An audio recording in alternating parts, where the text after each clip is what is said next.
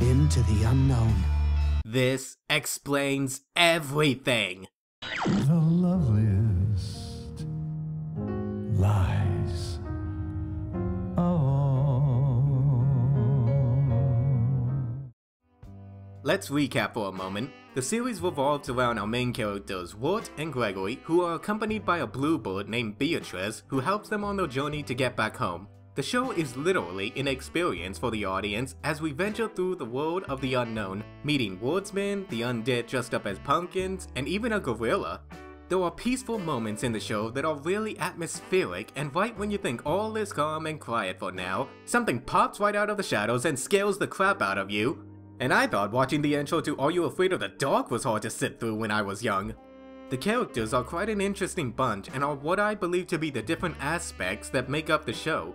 Walt is a bundle of nerves and is always on full alert for potential danger in the world around him and tries to find a logical explanation for the supernatural. Gregory is the comedic and optimistic side of the story in order to balance out the darker portions of the show. And lastly, Beatrice is the driving force for the team that stays level-headed throughout the series, acting as the voice of reason for what needs to be done. So let's talk about their adventures into the unknown. The group is headed to Adelaide in order to get back home, and along their journey they came across schoolyards, taverns, and mansions. Oh my! Is that Slender Man? Oh wait, that's just the beast that roams the forest and seems to have business with the woodsman involving his daughter's flame from going out. My mistake. And another thing, if you paid any attention to the intro in chapter 1, you'll notice that all of these random clips are actually foreshadowing future events in the series. So our heroes make it to Adelaide, and Beatrice was going to trade them in order to become human again. What a twist! If that wasn't surprising enough, a witch is actually shown dying on screen. This show just goes all out with the dark themes, and I am just so excited that horror-based cartoons are not totally extinct yet. Even the next chapter is more frightening than this one. Trust me, do not watch this episode at night. This is the stuff that nightmares are made of. So if you're wondering where did all this begin, well, chapters 9 and 10 explains it all.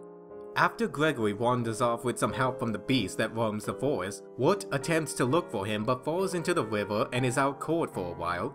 He then seems to reminisce the day they ended up in the unknown, and what comes out of this story is something truly amazing.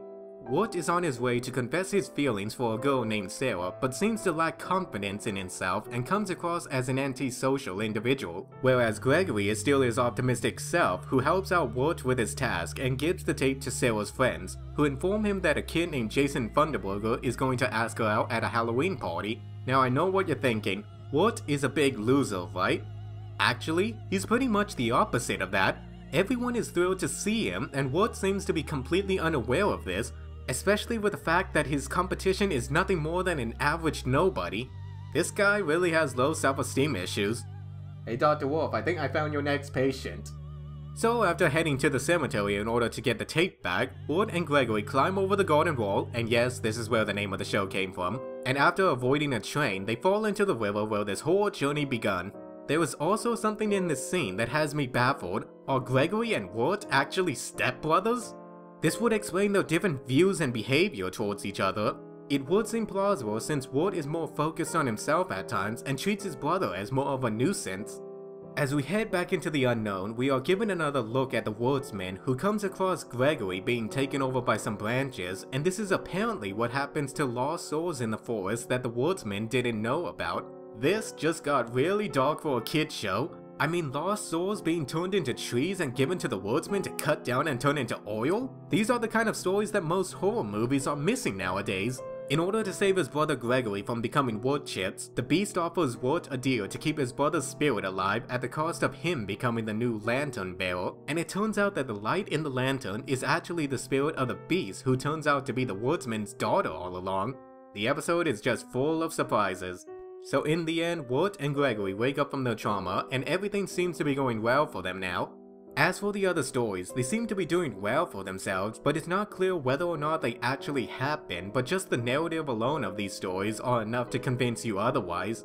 Overall, this was indeed a marvelous experience for the characters and the audience as well.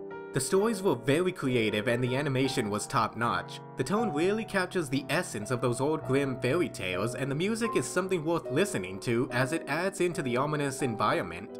As Gravity Falls is to Disney and Avatar is to Nickelodeon, Over the Garden Wall is to Cartoon Network without a doubt. This is something I hope to see more of in Cartoon Network's future. If you haven't seen the show yet, then I highly recommend you see it now. As for me, I'm off to see another story, a story which begins in hello and ends in goodbye. I'm Record, and I watched it, you did too, it's a rerun. The loveliest lies